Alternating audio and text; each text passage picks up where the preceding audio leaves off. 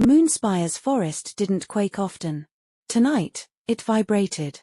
Mist rolled low across the ground, brushing against the legs of gathered Lycans. The clearing smelled of tension iron, moss, and something sour threading beneath it. Rogues. But not the wild, disorganized kind. These moved like a unit. Rowan spotted the pattern immediately. He arrived ahead of most warriors, his large frame commanding even without fully shifting.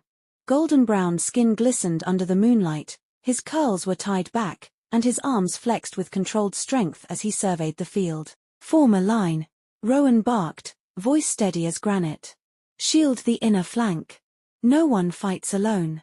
Tharos, his Lycan, pressed hard beneath his skin, so powerful Lyria felt the earth thrum with each of his footfalls. Across the clearing, another figure stepped into view. Rian Hale. Lean. Precise. Eyes like forest emeralds under frost. He moved like a weapon built, not born. Soren, his Lycan, simmered behind his gaze, disciplined, ruthless. Lyria followed the line, staying toward the back. She had no rank here. No invitation. Just instinct. And instinct told her something was off. The rogues prowled in formation, a shallow crescent. Their shoulders aligned. Their heads shifted together when the wind changed direction. "Someone trained them," Nyx growled. "Someone smart." A blur of silver-black streaked past Lyria. Jae-min. He hit the clearing already shifting, posture straightening into the towering shape of Rakan, his Lycan form, massive and cold-eyed, fur dark as storm clouds. When Rakan landed, the rogues hesitated. That alone set Lyria's pulse skittering. Rakan didn't snarl first. He watched. Calculated. Controlled dominance radiated from him like frost. Even in Lycan form, Jae-min was devastating. Rowan braced beside him. Rian moved to the opposite flank. The warriors closed formation. Then a sharp rogue howl broke the tension. The fight detonated. Rogues charged in a coordinated strike. Rian cut through the first attacker with surgical precision. Rowan slammed another aside, Tharos's immense strength ripping the momentum from its legs. Rakan tore into the center line, shifting the battle rhythm in a single motion. And still, the rogues adapted. Compensated. Shifted roles. Lyria felt cold creep down her spine. "This isn't instinct," Nyx snarled. "This is strategy." When the final rogue broke formation and retreated, not panicked, but in order, the forest grew eerily silent. Rakan shifted back, Jae-min emerging in a slow ripple of muscle and skin, chest rising with steady breath. He surveyed the field. "This was a probe," he said, voice low, edged with tension. "They were testing us." Rowan wiped blood from his face. "Testing what?" "How fast we respond. How many guards stand where. Our weak points." Jaemin's eyes tracked the line of trees where the rogues disappeared. And they found them. Lyria stayed in the shadows, watching, absorbing. She should have returned to the palace. Should have avoided attention. But a wounded warrior caught her eye, a young Lycan clutching his bleeding side, abandoned in the chaos of triage. Lyria moved before she thought. She knelt beside him, pressing cloth to the wound. "You're losing too much blood," she muttered. The young Lycan blinked at her. "I don't think you're supposed to." "Then pretend I'm not here." Nyx pushed warmth through her palms, subtle, quiet, not enough to reveal anything unusual, but enough to help the wound clot. When Lyria looked up, Rian's gaze had locked onto her. Sharp. Evaluating. Not hostile, but not trusting either. Rowan noticed her next, brows lifting slightly. And Jae-min, he didn't look away this time. Storm-grey eyes met hers across the clearing, cold, unreadable, but aware. Too aware. Then Rowan stepped between them and started issuing orders, breaking the moment. Jae-min didn't thank Lyria for helping. He didn't acknowledge her at all. He turned and walked away, leaving the forest buzzing with more questions than answers. Nyx pressed against Lyria's ribs. "One day, little one," she rumbled. "He won't be able to look away." By the time Lyria returned to the palace, dawn light filtered through high stone arches. Her luxurious room waited at the end of the west wing, golden drapes pulled back, candles melted low, ferns whispering in the early breeze. She paused in the doorway, exhaustion dragging at her shoulders. A soft thump made her turn. Down the hall, a pile of folded linens hit the floor, again. A young woman, warm caramel skin, long dark braids, petite build, scrambled to catch them. Her Omega status was clear in her gentle aura and simple attire, but there was something bright in her expression. Nervous energy. Determination. Hope. She froze when she spotted Lyria. "Oh. I'm so sorry, my lady," she stammered, cheeks flushing. "I didn't mean to make noise. I'll clean it up." "My lady," Lyria repeated, amused. "I'm not nobility." "You're not," the girl blinked. "But you're staying in the Lunewing suite." Lyria gave a half shrug. "They put me there. Doesn't mean much." The girl's eyes softened with something like relief. "I'm Marisol," she said quickly. "Omega rank. I do housekeeping, laundry, sometimes kitchens when they're short." A linen slid off the stack again. Lyria caught it before it hit the floor. Marisol stared, wide-eyed. You didn't have to do that." "I know," Lyria said simply. "Where do these go?" Marisol hesitated, then whispered, "You're not what they say." Lyria stiffened. "And what do they say?" Marisol wrung her hands. "Things I don't believe." Something in Lyria's chest loosened, just barely. "Come on," she said. "Show me the storage room before you drop everything again." Marisol flushed scarlet but beamed. "Yes. I mean, okay." As they walked, Marisol talked softly, nervous little rambles about palace routines, Elder Maeve's cryptic warnings, and which hallways were safe to nap in without getting scolded. And for the first time since arriving in Moonspire, Lyria didn't feel alone. "Keep this one," Nyx purred. "She's good for us." Lyria didn't argue. Because Marisol's kindness felt real in a place full of sharpened smiles. And it was the first warm thing she'd been offered since stepping into the Lycan capital. The throne room was colder than the morning air. Tall crescent banners draped down the carved stone pillars. Silver flames burned in sconces along the walls, throwing stark light across the moon-emblazoned dais where Alpha Jae-min stood, broad, armored, expression carved in unforgiving lines. Jae-min stood on the step below him, posture rigid, storm-grey eyes unreadable. Elder Maeve waited at his side, her lavender-lit gaze tracking Lyria as she approached. She felt pierced through, not judged, seen. Rowan stepped forward with her, offering a nod of respect to the throne. Dae-sung didn't waste time. "You were at the border," he said. "Not a question." "Yes," Lyria answered. "You disobeyed my orders." "I wasn't given any orders," she replied calmly. "I didn't engage in the fight. I only aided a wounded Lycan after the danger passed." Murmurs rippled through the room, some surprised, some skeptical. Jaemin's eyes flicked toward her, sharper now. Rowan cleared his throat. "She's telling the truth." She remained at the perimeter. Dae-sung's gaze remained hard, but Elder Maeve lifted a hand. "Let the girl speak." Lyria described what she observed from the edge of the clearing. The crescent formation. Their unified focus. Their precise fallback. Their lack of frenzy. Their discipline. She spoke only what she'd seen, not more. Elder Maeve leaned forward, studying her face. "You noticed what many seasoned warriors failed to," the seer murmured. "You saw order where others saw chaos. You felt intent where others smelled rage." Lyria's stomach tightened. "I just watched," she said quietly. "That's all." Maeve's eyes softened, almost pitying. "No, child. You perceived. There is a difference." Jaemin's attention sharpened further, though he didn't speak. Dae-sung exhaled through his nose, displeased but listening. "These rogues, someone directs them." "Yes," Maeve whispered. "And whatever commands them has now turned its gaze toward Moonspire." Her next words brushed the air like a curse. "And toward her." The room shifted, subtle but palpable. Rowan's brows lifted. Rian's grip on his blade tightened. Jaemin's jaw clenched hard enough to crack stone. Lyria stood very still. She didn't understand it, but she felt the truth vibrating under her skin like a warning drum. Maeve stepped closer, lifting her chin so their eyes met. "Something ancient stirs," she whispered. Something that recognizes your presence. Lyria swallowed. I don't know anything about ancient forces. Maeve's smile was sad. You will. After the throne room emptied, the corridors beyond felt too quiet. Lyria walked slowly, trying to make sense of Maeve's words, the rogue's behavior, and the strange tension clawing at her spine. Nyx stirred uneasily. We're not alone, her Lycan whispered. Someone follows. No, someone watches. Lyria's steps faltered.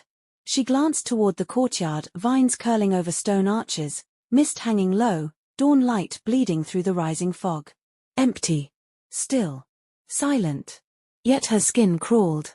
A presence hovered just beyond sight. Dark, intelligent, curious. Something stroked across her mind like a gloved fingertip trailing her cheek. A whisper drifted through her consciousness. There you are, little Moonspire. She inhaled sharply, turning. But the shadow dissolved. Nyx bared her fangs inside her. That was not a Lycan. Be cautious. Lyria spun around the next corner and nearly collided with a solid, warm, unyielding chest. Jae-min. His scent hit first, cool steel, storm air, and something darker beneath it.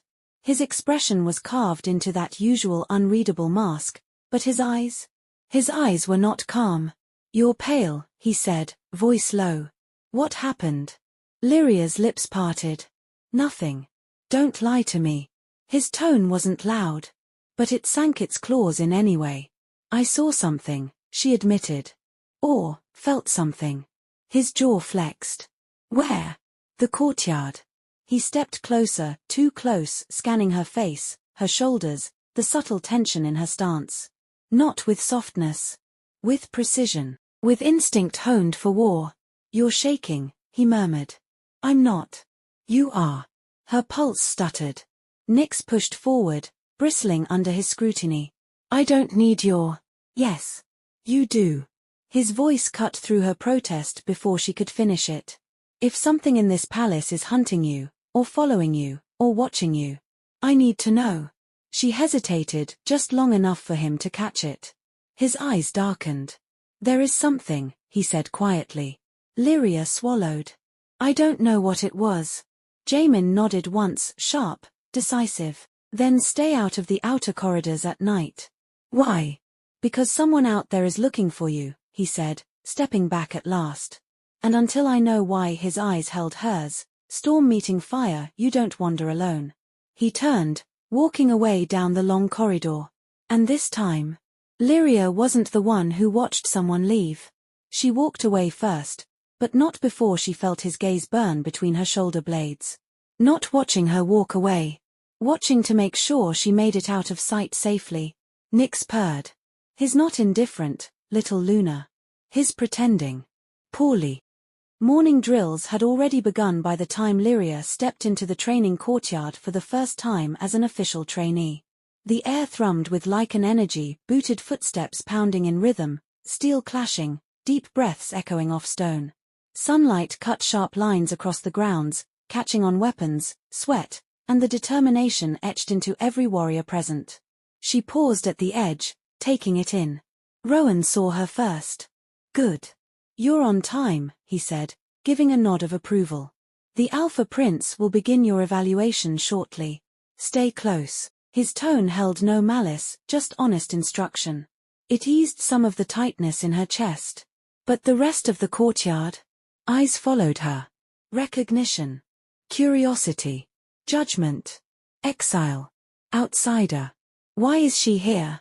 Nyx pressed against her ribs. Stand tall. Lyria lifted her chin, not in defiance, but in quiet composure. Then the murmurs shifted, a ripple moving through the ranks. Jae-min had entered the courtyard. His presence shifted the atmosphere instantly, warriors straightening, trainees fixing their posture, the entire courtyard tilting toward him like metal pulled to a magnet. He wore training leathers, dark and fitted, sleeves pushed up over forearms cut with clean, lethal muscle. Rakan pressed beneath his skin. Lyria felt it, like static brushing the air. Jae-min didn't look at her right away. He spoke to Rowan, then to Rianne, giving orders clipped and precise. Then, Lyria Monroe, her name carried across the courtyard like a command. She stepped forward. Jaemin's gaze swept over her, neutral, assessing, unreadable. This evaluation determines whether you remain in Moonspire, he said. You'll demonstrate basic combat forms, reaction speed, focus under pressure, and your ability to take direction. He didn't raise his voice. He didn't need to. His authority was felt, not heard. Yes, Alpha Prince, Lyria replied, tone respectful, steady. Something flickered in his eyes. Approval? Testing her? She couldn't tell. Rowan will oversee the drills, Jae-min continued. I'll intervene where necessary. Lyria nodded. Jae-min stepped back, arms crossed, watching. Rowan moved into the sparring ring and gestured for Lyria to follow. She did. Begin with Form 1, Rowan instructed. She took her stance. Form 1 was foundational, every trainee learned it as a way to read their own balance and center their breathing.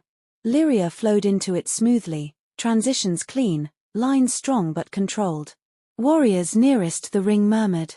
She's good. Look at that footwork. But can she keep up with us? Rowan's expression shifted into something like satisfaction. Jaemin's expression didn't shift at all. Again, Rowan said. She repeated the sequence. Sharper this time. More grounded. Nyx warmed in her chest, pleased. When she finished, Rowan threw the first strike. It wasn't a gentle correction. It was a beta testing her reflexes. Lyria blocked it without flinching. Gasps whispered around the ring. Rowan struck again, faster. She dodged. Again. She countered. Not aggressively. Not disrespectfully. But enough to show she wasn't a charity case. Enough to show she belonged in the ring. Lycan surged beneath Jaemin's skin at her movements, just a flicker of instinctive response. Not attraction. Not curiosity. Recognition of strength. Jaemin's eyes narrowed, not in anger, but in focus. Rowan stepped back and lowered his hand. She's not raw talent, Rowan said. She's trained. Lyria didn't smile, didn't gloat. She simply stood, steady and grounded, waiting for instruction. Jae-min finally stepped into the ring. Rowan moved aside immediately. The courtyard went silent. Even the wind seemed to still. Jae-min circled her, not predatory, not taunting, but analyzing every inch of her form and stance. Form 1 is adequate, he said. But adequate won't survive the rogues who attacked us last night. He struck. Not at full force. Not even close. But fast. Precise. A test sharp enough to catch any flaw. Lyria blocked, barely. The impact jolted her shoulders. Again, he ordered. He struck from the opposite side. She countered, cleaner this time. A hum rippled through the trainees. Even Rian arched a brow. Jae-min stepped closer, too close for comfort, close enough that she had to tilt her chin to keep eye contact. Your reactions are good, he said quietly. But your guard drops when you exhale. She blinked. How? He tapped her wrist with 2 fingers, correcting her position before she even realized she needed it. And Lycan pushed again, heat flashing up Jaemin's spine. Nyx reacted instantly, bristling. Not hostile. Not submissive. But alert. Lyria swallowed hard. Jae-min noticed. His jaw tightened, as if he sensed the Lycan tension between them before either of them understood it. He stepped back. Reset your stance, he said. Voice neutral, but lower. She obeyed. He watched her for a long moment, then gave a short nod. You have potential, he said. But potential without discipline is useless. Lyria dipped her head. Understood. Good. But the courtyard didn't release the tension. No. It thickened. Jae-min opened his mouth to issue the next instruction. When a cool voice cut across the courtyard, Prince Jae-min. Elder Maeve. She walked toward the ring with slow, steady steps, white locks swaying softly, lavender eyes bright as moonfire. The warriors bowed. Even Rowan straightened. Maeve stopped at the edge of the ring, her gaze moving between Lyria and Jae-min with unreadable calm. Your trainee needs rest before the noon cycle, Maeve said. If you break her on the first day, she won't learn what she must. It wasn't a reprimand. But it carried weight. Jae-min exhaled once, slow and controlled. Very well, he said. The evaluation continues after midday. Lyria stepped back, pulse steadying. Rowan offered her a supportive nod. Rianne watched her with quiet interest. Marisol waved shyly from the water table. And Maeve gave Lyria a look that felt like a hand pressed gently to her back. A push. A warning. A blessing. She didn't say anything cryptic this time. Didn't hint about destiny or bonds or anything else swirling beneath the surface. Only, rest. You will need it. Lyria nodded softly. And behind her, she felt Jae-min watching. Not with suspicion. Not with hostility. With attention. With something he didn't have a name for yet. And neither did she. The evaluation had only just begun.